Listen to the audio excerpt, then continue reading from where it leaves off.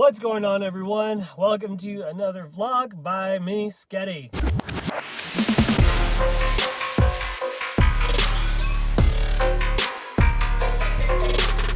Alright guys, before I get going with my vlog, I am starting my weekend out. I have to make a few trips to Denver this weekend. And I want to give you guys a behind the scenes look of what I do to prepare for some sets and some shows that I do. So I'm going to show you guys my routine and what I do to actually get ready for some shows. All right, let's go.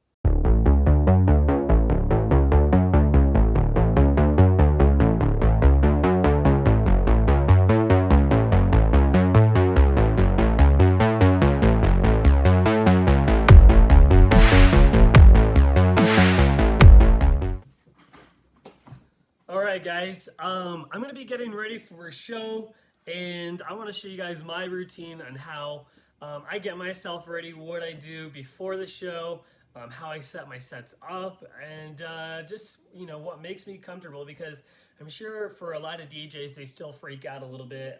Sometimes I do.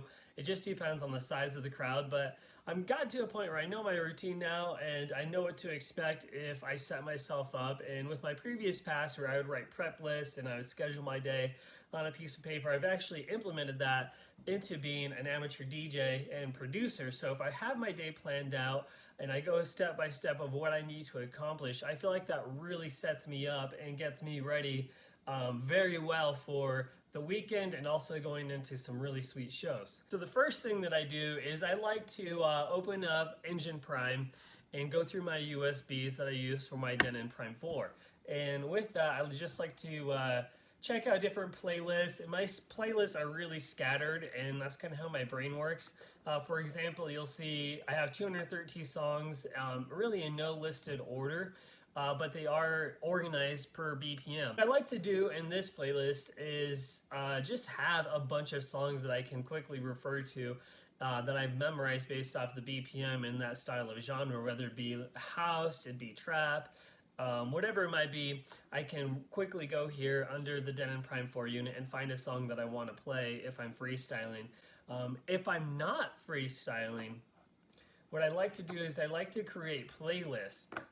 And I go one by one of songs that I like. So this playlist right here is organized based off of the songs and how I can transition into each songs. And I really like that approach when it comes to my style of DJing. I'm not a pre-recorded DJ set type of mixing atmosphere, whatever you want to call it. I don't like to do pre-recorded sets and adjust the levels. I think that's cheating. And I know Laidback Luke talks about this a lot, Deadmau5 as well, and I think maybe Afrojack too. I kind of have a mix between, I believe, Afrojack and Laidback Luke. The way I do it, like, it's in the middle. So when I have to play Tomorrowland, I have an hour to play. And if I don't plan it properly, it could be that I forget to play 10 Feet Tall. It is sort of your responsibility to those fans and to Tomorrowland to prepare a set that will give them everything they could expect of you as an artist. I love to DJ freestyle as much as I can, and that really develops your skills and really makes you a traditional DJ in a sense. But I also, back to my previous experience with writing prep lists, I like to have that Afrojack approach and that feel to my sets where if people are coming to see me or people are there, I want them to know I've put a lot of effort, my job, into planning that set and making it sound really good and as best as I can with having the right transitions, the right drops, the right vocals, acapellas, whatever it is. I like to plan that out, and so far that has worked really good for me. So right here, I have this introduction hot cue point to the very beginning of the song.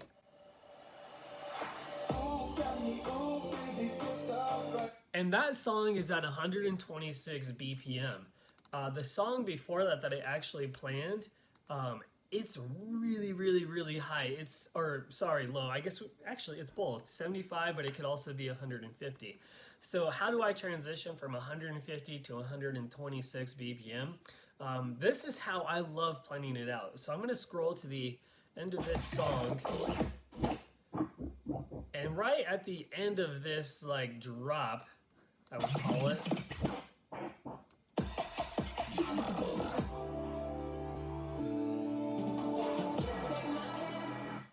So right there, that's when I play the very beginning of Oh Yes. And it's like this like down lifter and then this upriser, uplifter, and they both, I guess it's kind of like that.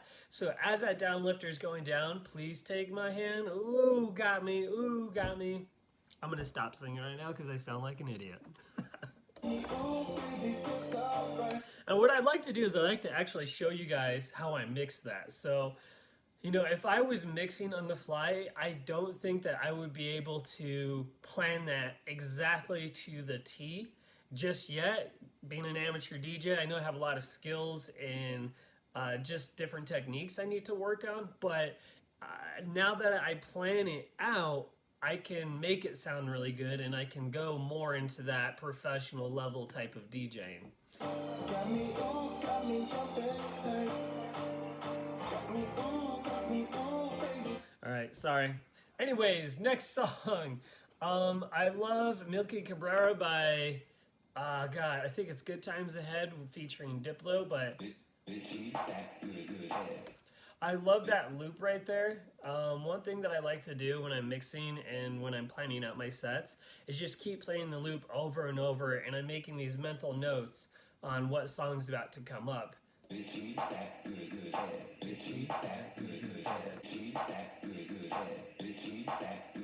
So one thing, guys, I like to do is I like to just listen to the loops, and I like to listen to the hot cues before I actually go to my set. So I know what hot cues are coming up, whether it be an acapella, it would be a downlifter, or it'd be a drop. I can start making mental notes of how I want to transition into the next following song. The other thing I like to do is, well, I am trying to do my hot cues and I'm setting them up and I'm listening to the like a various acapella. I'm thinking of ways on how I can manipulate them too. Like this.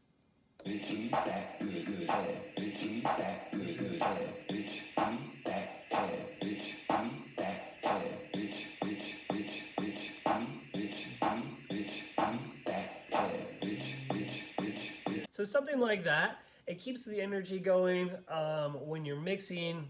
It shows a lot of freestyle techniques while you're producing, and it's just fun to play around with it. So I found this really cool mixing style. It's with Joyride, I Wear House, but it's also featuring another song, Joyride, and Skrillex, again with a. So one thing I love to do in this one is part of the drop with the box, I play this. Again with us. Again with us. And it just keeps the energy going, changes it up, rather than just listening to that same song over and over. One of the most other important things I would say that I do planning out my set is I like to figure out my intro. Not necessarily my outro, but I feel like your intro plays such a huge part into your set. It gets people going. You're letting them know what to expect, but you're not freaking them out with like boom in your face type of like DJ mixing drops immediately. You're not going hard and ham right off the bat. You want to slowly ease up to it and, you know, gradual introduction into your sets. And I really love this. It's called The Buzz by Hermitude. Hermitude is what it is, and it's featuring Mattia, a young tap. So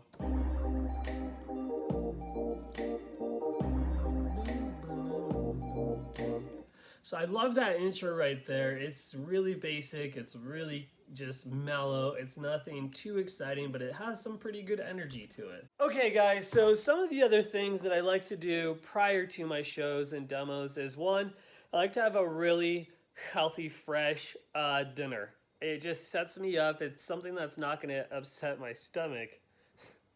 Hi.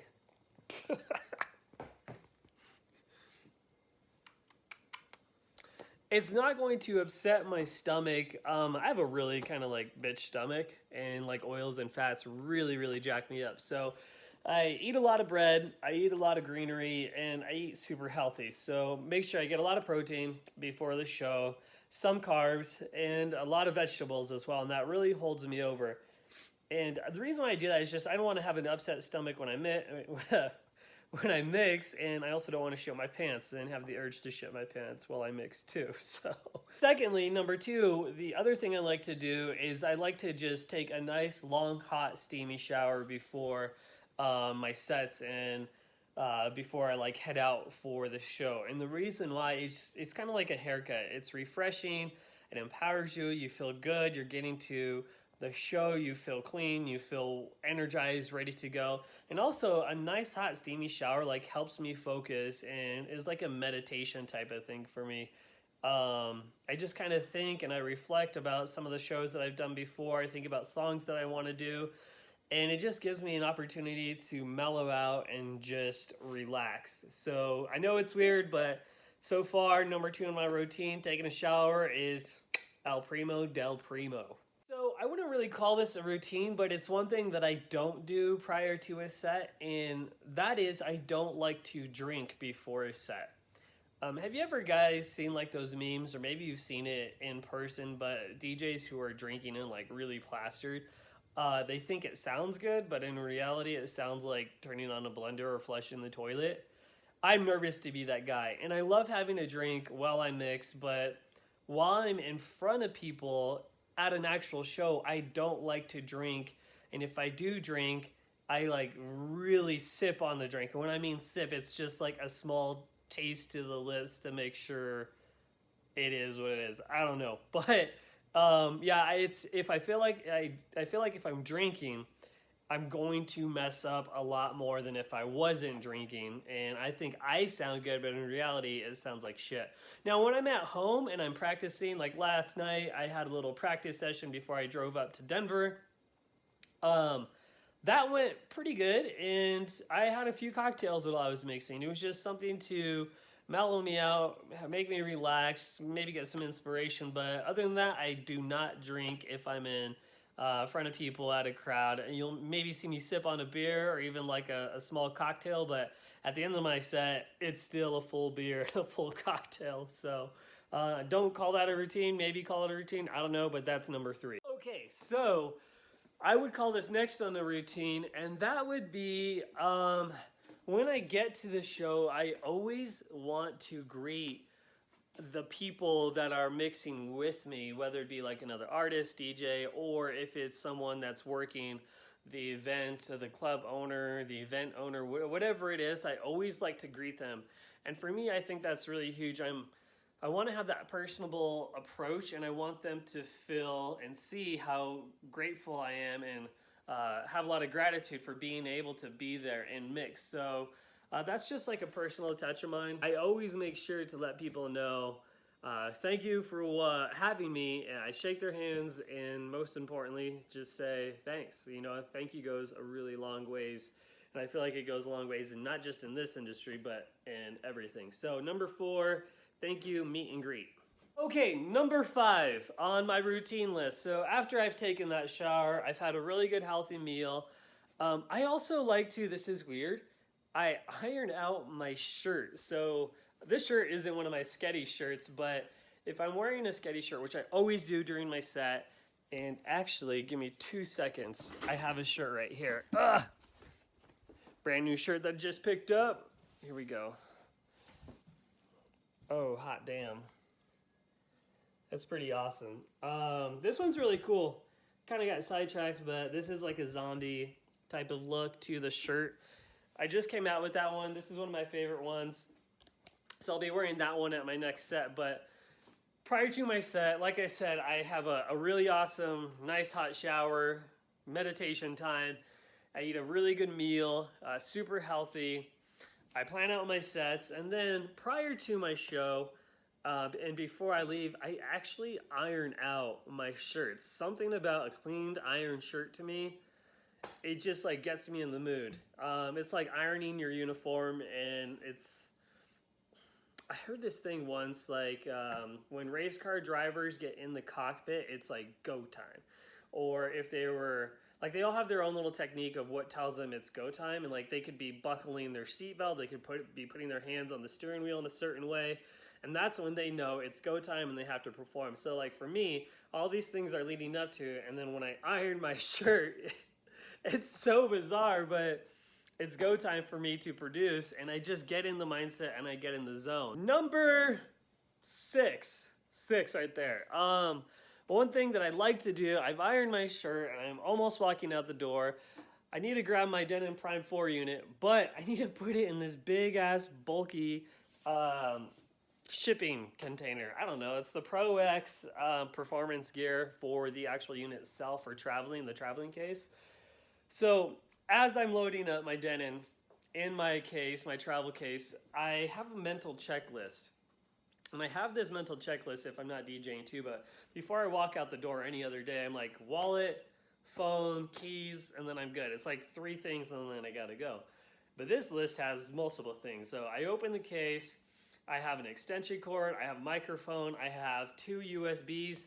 Thank you, Laidback Luke, for that advice. If you guys are using standalone units, you're not using a Mac or a laptop, maybe you do, but always have multiple USB drives that are ready to go just in case your USB drives mess up. So that hasn't happened to me yet, but I thought I misplaced one, and that second USB came into play. So Laidback Luke, thank you so much for that. But while I'm getting ready and I'm putting my Denon unit in the traveling case, I check for the extension cord, I check for the microphone, my hardcover case for the screen, my USBs, and actually backup headphones too. And I usually just use like my iPhone headphones for backups, but I have my DJ headphones, which are pretty big and bulky, and then I have the iPhones as well that I plug in just in case something happens, the cord breaks, the speakers blow out, and the headphones, whatever it might be, I always just kind of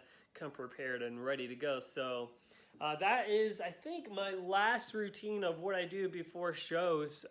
If I'm going, actually, no, I take that back. If I'm going to a big show, I always do an email confirmation 24 hours in advance, like, hey, looking forward to the show. Thank you guys for having me. See you tomorrow at so-and-so place at so-and-so time. And it's just form of communication. It's very professional, great etiquette to have that, and it just builds your relationship quite a bit. So guys, those are my routines. I hope you like it. Sorry to go on a rant, but I'm gonna do a quick little DJ session of some of the things that I talked about when I set up my hot cues, so you guys can see what I'm talking about, and you can see me freestyle and pick and choose some songs as I go. And yeah, I'm gonna shut up. Peace. Take it easy. All right.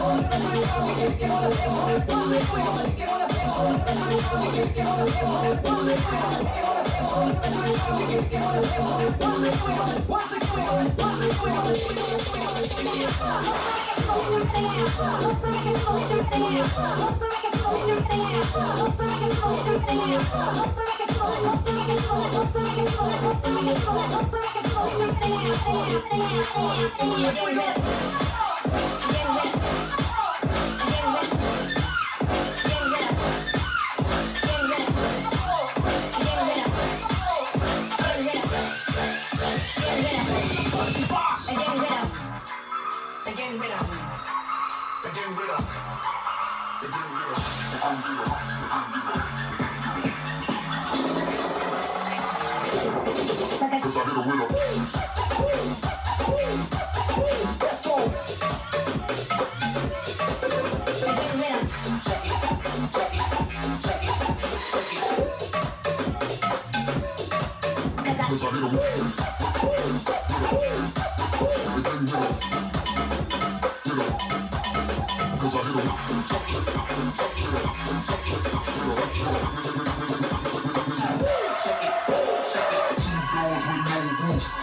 That's no shoes, that's no rims, that's no Benz, that's no jack, that's Aston. Bar in and I'm parking, beat my horn as you walk in, then I hop out like it's high school. When you drop out, let's slide. No game said I do, life's a bitch, I said mine too.